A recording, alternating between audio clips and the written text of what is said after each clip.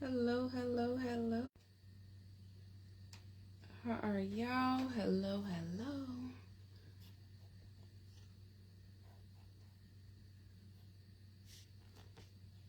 Hello. How is everyone doing?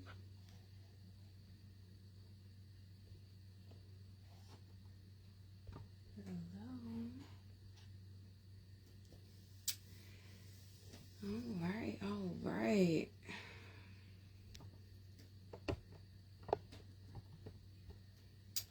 So, today we are going to continue our conversation about educating our youth, right? Because it is Family Sexuality Education Month. So, we are definitely going to make sure that all you wonderful moms are educating your youth and giving them what they need. Okay? All right. So, for those of you that this is your first time joining, I am Brittany, the Mommy Sexpert. And if you have been joining, thank you, thank you. Make sure that you hit the like button as you join. If you're catching a replay, put hashtag replay. Okay, don't forget to invite other moms. If it's your first time joining, feel free to invite other moms to join in on these conversations. This month we're focusing in on talking to our children about sex because it is a topic that most parents dread having, right? But we're going to focus in on that because as the Mommy Sexpert, not only do I try to focus in on making sure that you are where you need to be sexually, tuning in with yourself, right? But you also need to make sure that your children are going to be confident, right? And have the information that they need. So that is my goal. I want to make sure that I'm covering both bases, okay? Mommy Sexpert, making sure that the moms are taking care of those babies, okay? All right. So when it comes to Family Sexuality Education Month, last week we discussed those those 2-year-olds to about 6-year-olds, okay, that 2 to 5 age range. We got up to, what was it? We touched in a little bit about that 6 range, so we're going to dig into that some too today. So this week, what I wanted to do is focus in on these age ranges between the young child, some probably like that older elementary all the way up until about older middle school, okay? So first thing is first, we're going to talk about digital space safety, all right? What is digital space safety? We all know that kids are constantly on them tablets, phones, whatever, some type of device where they have access to be able to talk to strangers, okay? Some moms, we know we don't always give them full range of a device and everything, but at some point they're going to get there.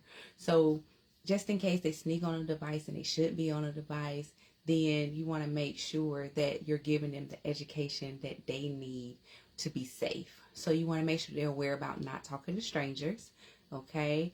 Make sure that they're aware about not sharing their pictures, especially not with strangers. Sometimes they may have a few friends that they may have that that they talk to, and you can be clear and kind of distinguish what pictures they can send or who they can send pictures to, and then be clear about what's an appropriate picture. You can send pictures of your face, but don't go in my room taking pictures, stuff like that, or don't be taking inappropriate pictures, and they may wonder what is an inappropriate picture.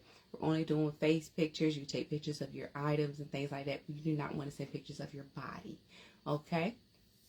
And some may question that, and then you can go further on in explaining things like that to them, what you feel that is appropriate for your child, because they may not all, need a whole bunch of details because every child is different with their development. But you do want to make sure that you're clear about those pictures. And so last week we talked about masturbation. So masturbation, of course, we talked about we're all born as sexual beings, right? So it's natural, but we want to make sure that we revisit this again with our child. All right. So when we're talking to them, reminding them that it's okay if you masturbate. A lot of people do. You just want to make sure that you do it in a private space, in your privacy, okay? You don't want to be sitting on the couch with the rest of the family masturbating, okay? So make sure they know when it's a private space is, okay? You also want to make sure that they have that hygiene in place. I talked about that last week as well. Washing them hands, okay? So just have them in that force of habit of washing their hands. Yes, you can go masturbate. Make sure you go to the bathroom and wash your hands when you're done.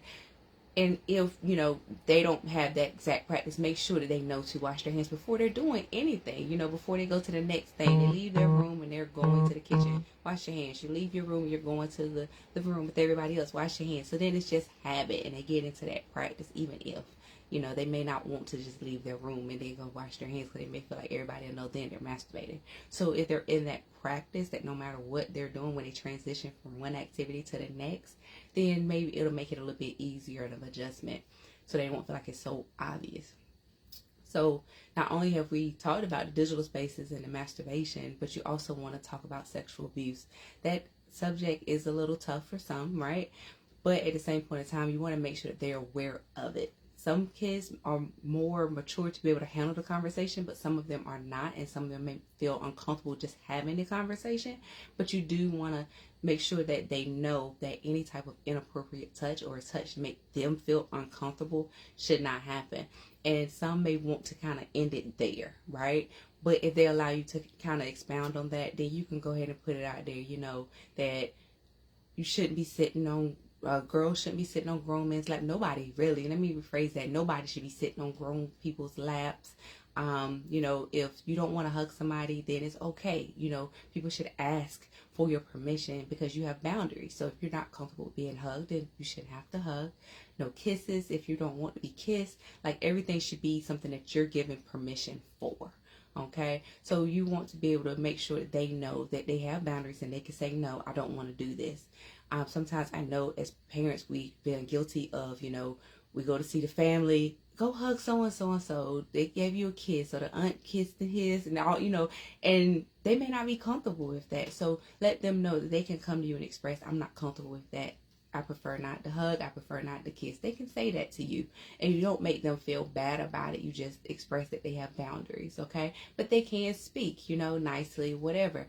But sometimes I've always heard as a young child is that kids can sense that bad energy. So you don't necessarily want to force them to do anything. Just make sure that they know that they have the right to be able to say no, okay? When you take that away from them at a young age, they kind of get older and they grow into questioning their right, and whether or not they could say no to someone, and whether or not if something makes them uncomfortable, that they could tell someone to stop. So you want them to always know that they can do that. Okay. You want to also go over puberty, because at these ages, as they get older, they're going to start maturing and going through puberty. Okay, and you want to kind of prepare them for that before they actually get there. Okay, because you don't want them to kind of be like, what in the world is going on? Okay, so boys around the age of 10, they're going to start getting pubic hairs. Girls around that 8, 9 range, they can start getting their breast buds. So you want them to know what's going on. Start talking to them about these changes that's going to go on with their bodies. You can express, what a period is. You don't have to go in gore details, but it's the body's way of cleansing itself, and it's going to do that until you get really old in life or something. You could tell them that at that age, 20 years from now is always really old, right? But you can just tell them that you're going to do this for years to come, but it only happens once a month. But that is what makes you a girl that's growing. Okay, that's just a part of growing up. I go through it, I went through it, whatever, but you just let them know those things. I even had with my girls and their dad, like, he talks to them about the fact that he grew up with sisters. So the fact that he knows all about it, if you have to talk to me, you can. Just so that they know they're comfortable. They may not go to dad, right? But at the same point in time, he left that door open for them to communicate about it. So you do want to make sure that it's talked about and not ignored. Paying attention to when it comes to hygiene, paying attention to that, because everyone don't like to wash, right? Everyone is not going to wash good. So I talked to you all last week about make sure that you use the proper terms, vagina, vulva, whatever, and penis. Making sure that you explain to them how to wash it, okay? So when it comes to girls, they have creases and crevices and everything else, right? So you want to make sure that they know how to wash it so that it's clean, okay? You don't want them to get a smell, and then when they're going through puberty and all the smells, they got to get under their arms. You don't want them to not understand why they smell like an onion, okay? So explaining them about hygiene and how puberty changes that for them. They can't just say, oh, I just washed my hands and my feet today.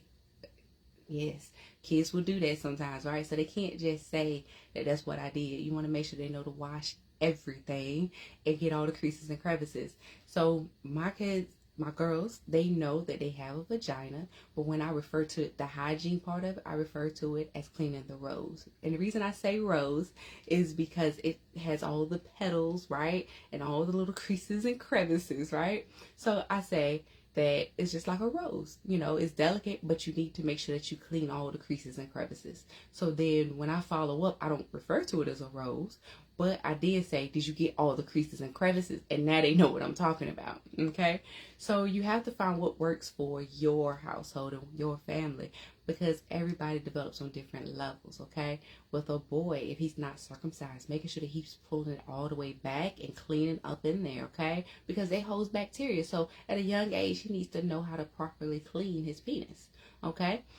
Cleaning around the testicles, all of that, it needs to be properly cleansed. And then they also need to make sure that it's drying. All these areas with a girl or boy, they need to dry, because if not, they can grow yeast, and you don't want them to have yeast infections, okay?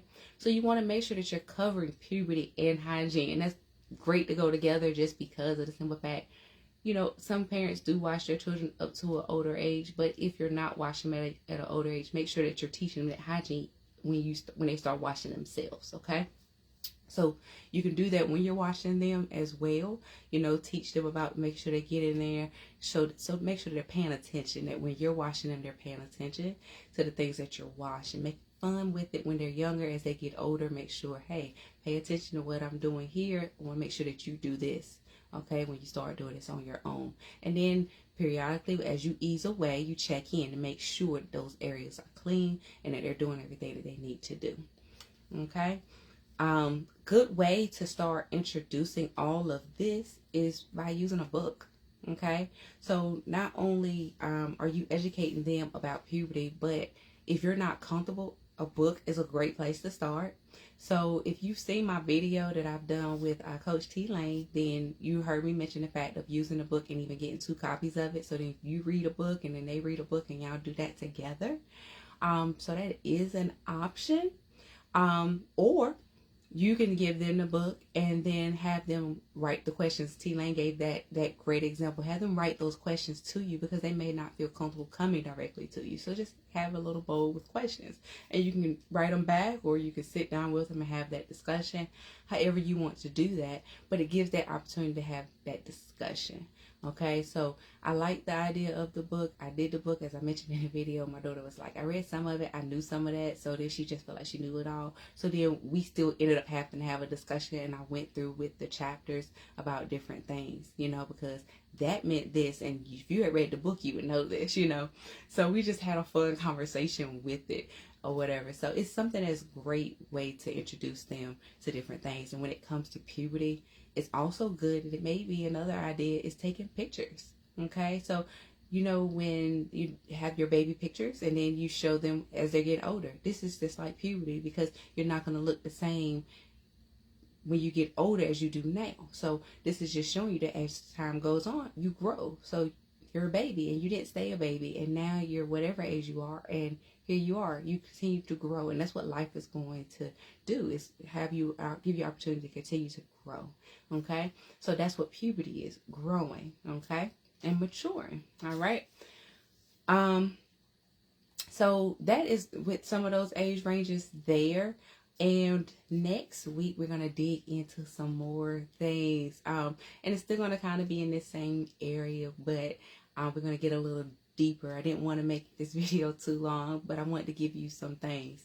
But tips for today is what you can do when you're giving these puberty talks and everything. You can educate your child about boys and girls, the difference between boys and girls, and what happens in boys' puberty versus girls' puberty, vice versa.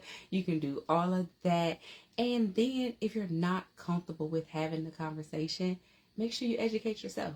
the more educated you feel, the more confident you feel, the more you're able to give them that conversation, that confidence that you need to have that conversation, right? You're able to do that for them. And when they feel like you know the answers, then they may open up and ask you questions. But just remember that you want to keep that door open, so you don't want to make them ever feel like a question is inappropriate. Of course, you can set boundaries, okay? Because sometimes kids want to push those buttons, right? They want to set the boundaries. So you can always go and be like, no personal questions or something like that, just general questions, and we can go from there. You can definitely do that, because we do know that we do not want to sit up there and say, when I was your age, I was doing this, that, and the third, or I wasn't doing this, that, and the third, or whatever, because you don't want to give them no ideas, right? I get that, but you want to educate them on facts. So stick to the facts. So tell them you're only sticking to the facts. Ask them that they can ask questions, but you're sticking to the facts, okay?